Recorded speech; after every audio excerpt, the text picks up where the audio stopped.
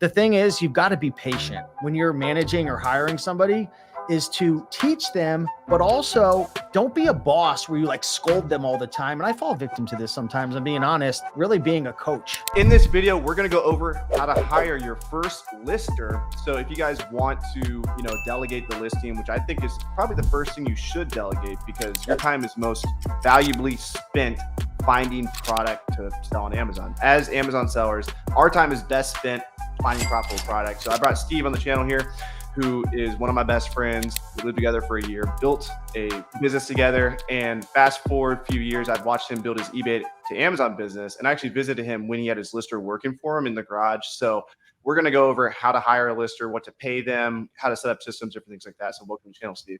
Hey, appreciate you, man. I hired my first lister a couple years ago. Yeah. And there's a couple ways that you can find somebody to list items for you.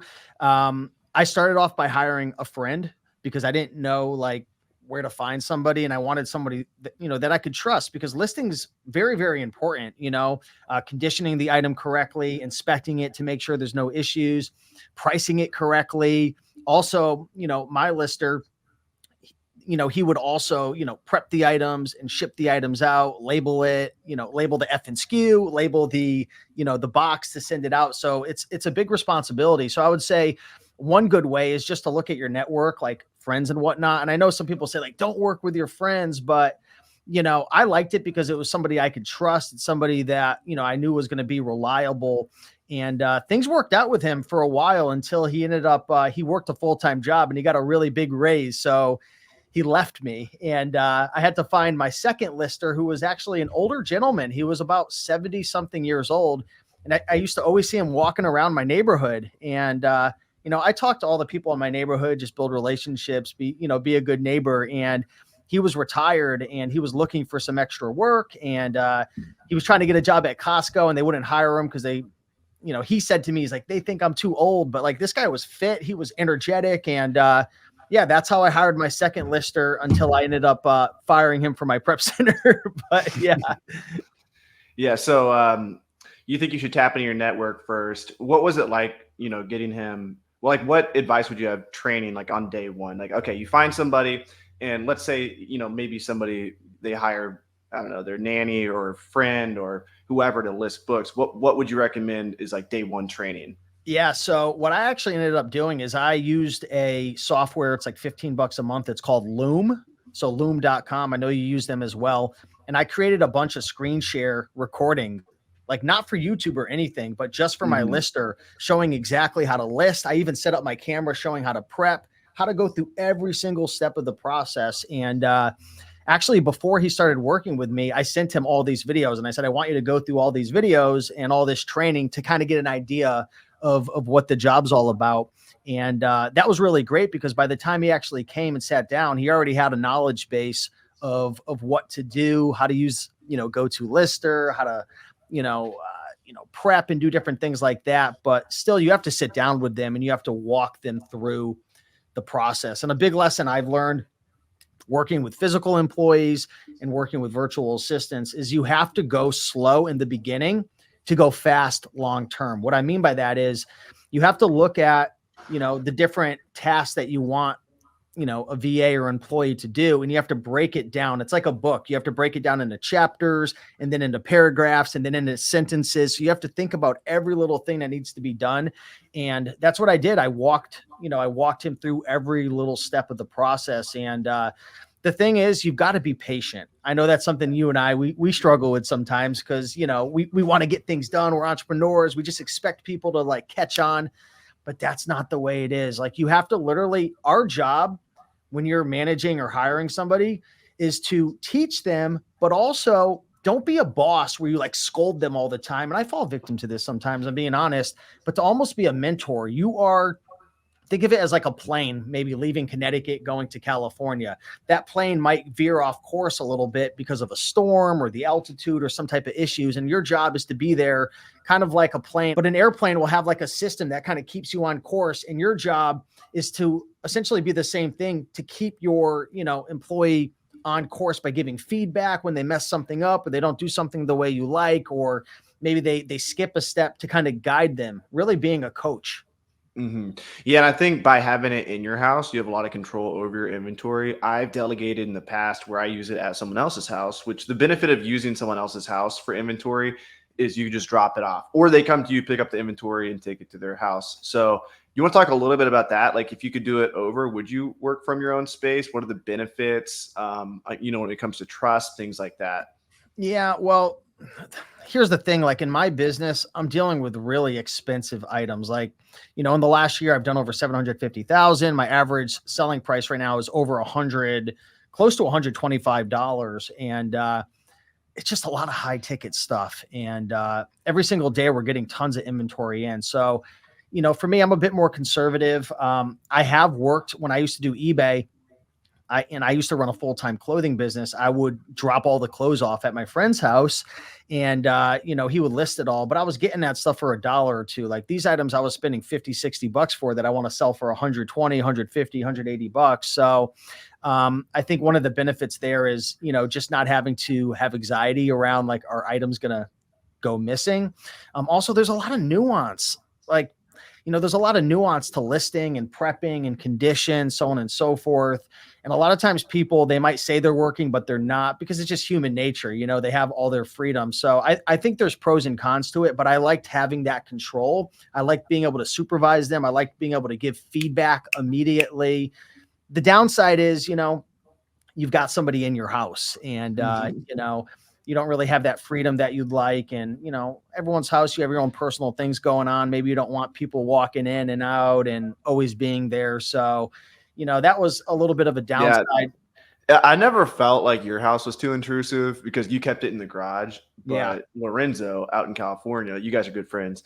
I was over at his house, and dude, it literally felt like there's like a warehouse in his basement. I'm like, I just would feel uncomfortable. Like I'm like a pretty like open person. Like I don't really, but like when I'm at home, I don't know. I wouldn't want like a whole warehouse. I personally prefer to keep it outside, but unless you have like a garage, like I think using the garage is huge. Well, Like, I did it like in my literally have a whole segment of his house dedicated to his business.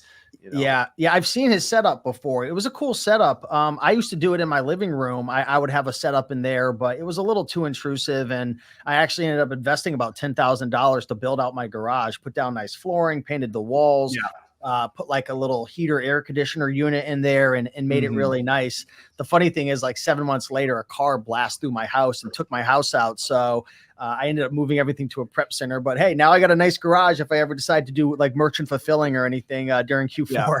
Yeah, there's definitely benefit. I mean, we didn't even really talk about that, but yeah, using a prep center is great, but there is benefit to having an in-house operation. You get to control whether you want it listed MF, FBA, which some prep centers do, but a prep center is just a warehouse, and all warehouses in-house in a prep center, they eventually do get filled up and overwhelmed. Like there's heavy seasons where you have to hire more people, and it's just going to happen like no matter what. So if that happens at a prep center, what's going to make them prioritize your inventory?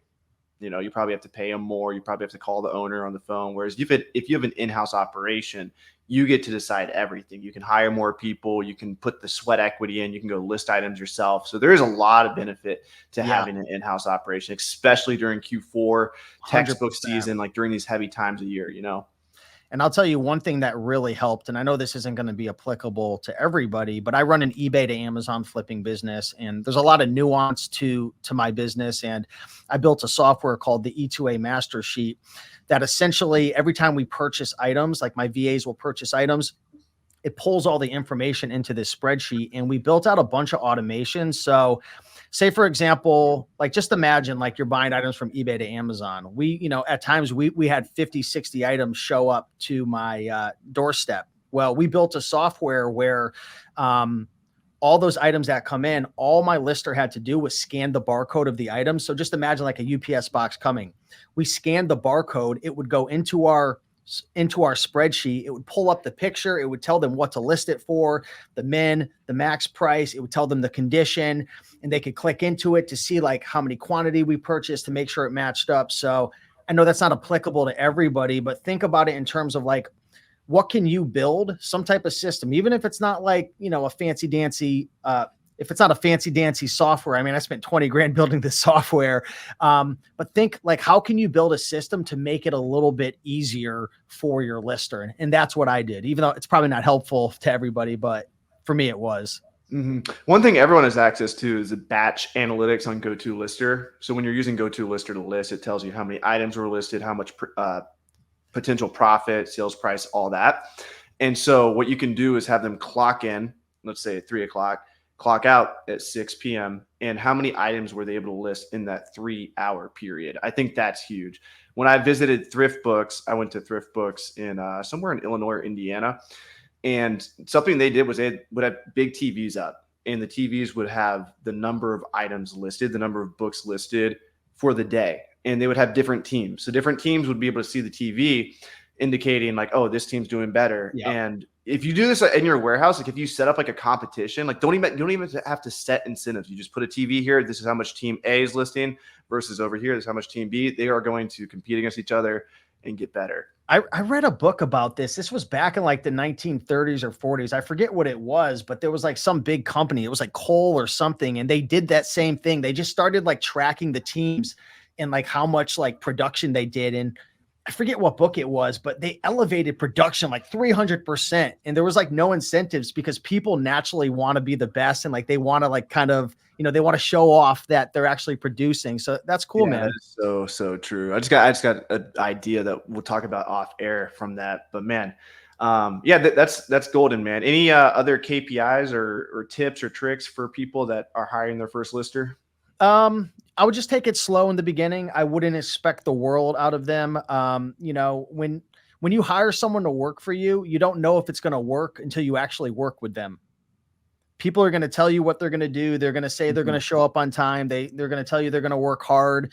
Everybody's detail oriented on paper. Everybody cares on paper, but you know, you really want to, like for me, pretty much I said, hey, you know, we're going to give this a shot. I want us to work together long-term.